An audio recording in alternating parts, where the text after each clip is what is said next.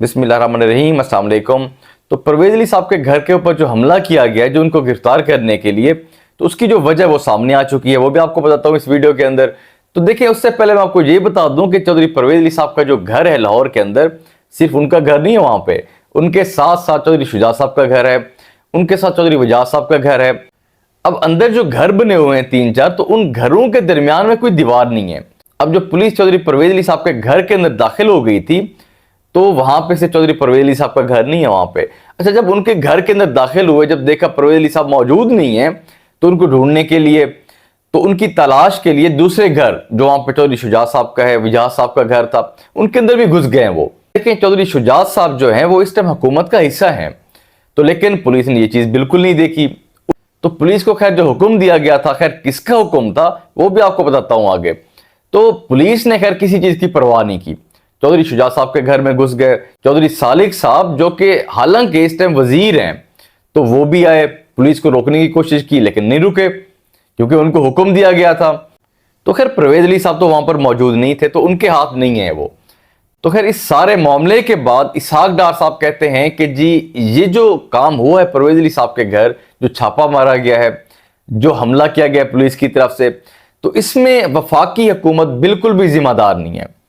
मतलब किसी किस्म का कोई ताल्लुक नहीं है वफाकी हुकूमत का। ये सारा कुछ किया गया मोहसिन नकवी साहब की तरफ से, जो कि वजीर आला हैं, इस टाइम केयर टेकर वजीर आला हैं। तो हालांकि देखें, वजीर आला जो निगरान वजीर आला होते हैं, उनकी इतनी पावर नहीं होती। और वैसे ये जो अभी हुकूमत है, ये तो बिल्कुल एक्सपायरी डेट के करीब ही पहुंच चुकी है, तो इनमें इतनी पावर तो खैर, लेकिन इसहाक डार साहब तो यही कह रहे हैं कि जी ये अपनी बेस के ऊपर उन्होंने किया है।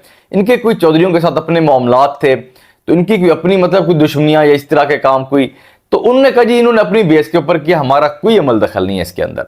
तो ये इसहाक डार साहब का कहना था। तो अब बात यह है कि जो मोहसिन नकवी साहब हैं, पहले तो ये देख लें कि इनका नाम किसने दिया था। ये क्या वजीर आला ऐसे ही बन गए या किसी ने बनाया था इनको? इनका नाम जाहिर सी बात है जरदारी साहब बड़े इंटरेस्टेड थे, और नून लीग भी जाहिर सी बात है वो भी इंटरेस्टेड थी, तो उन्होंने ये नाम सेलेक्ट किया था। अब ये तो बड़े बड़े नाम, जरदारी साहब, शहबाज शरीफ साहब, और इनकी इजाजत के बगैर, इनसे पूछे बगैर मोहसिन नकवी साहब अपने बिहाफ के ऊपर इतना बड़ा स्टेप ले लिया उन्होंने।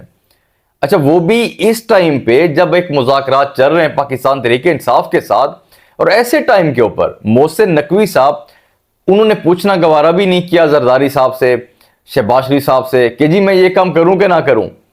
तो देखें, ये इसहाक डार साहब ने कहा है ना कि उनको नहीं पता, वफाकी हुकूमत की कोई जिम्मेदारी नहीं है। तो मतलब मोहसिन नकवी साहब ने ऐसे ही कर डाला सारा कुछ, जरदारी साहब से भी नहीं पूछा, शहबाज शरीफ साहब से भी नहीं पूछा। अब उनको पता भी था कि मुज़ाकरात चल रहे हैं पाकिस्तान तहरीक इंसाफ के साथ। जो परवेज़ अली साहब है वो सिर्फ साबिक वज़ीर आला नहीं है, वो पाकिस्तान तहरीक इंसाफ के सदर भी हैं, वो पार्टी के सदर हैं वो। तो उस पार्टी के साथ जिसके साथ बातचीत हो रही है, आपका जो एक डेलीगेशन बना हुआ वो बैठ के बातचीत कर रहा है, तो आप उस दौरान रेड कर रहे हैं, हमला कर रहे हैं उनके घर के ऊपर। तो एक इस तरह की जो इंतकामी कार्रवाई की गई है, तो ये ऐसे नहीं की गई। मोहसिन नकवी साहब बगैर पूछे जरदारी साहब से, शहबाज शरीफ साहब से इतना बड़ा स्टेप मेरे ख्याल से नहीं ले सकते। अब एक जो इंपॉर्टेंट बात है कि ये क्यों किया गया है। अब एक चीज आप देख लें कि जिस तरीके से रेड किया गया है, जो एक इंतकामी कार्रवाई की गई है, एक प्रेशराइज करने के लिए किया गया है। अब कोशिश ये थी कि इमरान खान साहब किसी तरीके से जज्बात में आ जाएं, पाकिस्तान तहरीक इंसाफ किसी तरीके से जज्बात में आकर ऐसा फैसला करे कि जो कि उनको नुकसान पहुंचे। अब उनकी यही कोशिश थी कि ऐसा अगर किया जाएगा तो इमरान खान साहब जाहिर सी बात है जज्बात में आएंगे, गुस्से में आके वो फैसला करेंगे कि जी हम इनके साथ मुज़ाकरात नहीं करते। तो बेसिकली मकसद यही था कि पाकिस्तान तहरीक इंसाफ जो है मुज़ाकरात से पीछे हट जाए। तो खैर ये बात तो तय है कि अगर कोई पार्टी हट जाती है मुज़ाकरात से, तो फिर अदालत के अंदर जो दूसरी पार्टी होगी जो मुज़ाकरात से नहीं हटेगी, तो उसको बेनिफिट मिलेगा।